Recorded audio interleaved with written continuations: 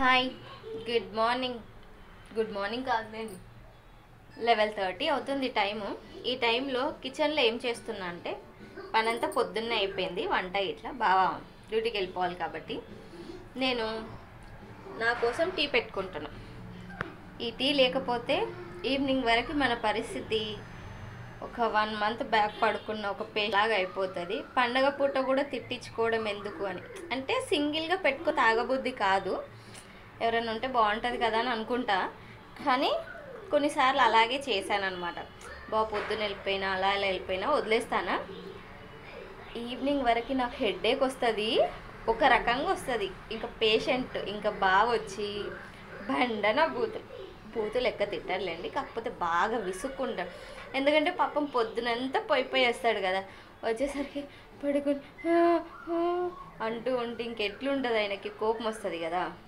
ఇప్పుడు టాపిక్ అయితే ఇది కాదు. ఫస్ట్ టీవీ లేకపోతే నాకు హెడేక్ వస్తుంది.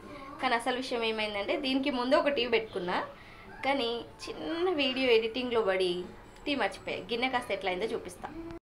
టీ పెట్టినన్న విషయం మర్చిపోయి ఎడిటింగ్ పనిలో పడితే మొత్తం మాడిపోయింది.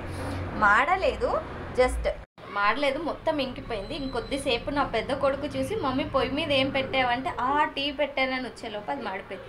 ఈ వీడియో మా బావ చూస్తే మాత్రం తిట్టకుండా అయినా తిడతాడని తెలిసి ఎందుకు చేస్తున్నా అంటే అంత తిట్టడు, ఎందుకంటే ఏది మార్చను కాబట్టి, ఏది కేర్లెస్గా ఉండను కాబట్టి, ఆయనకు తెలుసు కాబట్టి మ్యాక్సిమం కదా అని అంటాడు తప్ప, ఎందుకంటే మా ఇద్దరికి ఒకరికి పూర్తిగా తెలుసు, ఎక్కడ అరవాలో తెలుసు, దేనికి అరవకూడదో తెలుసు.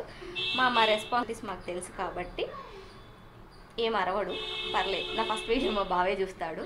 సరే, మీకు టీ లేకపోతే ఇలా ఏమన్నా జరుగుతుంది, జబ్బుగా ట్రీట్ చేస్తారా ఏంటి అన్నది కామెంట్ చేయండి.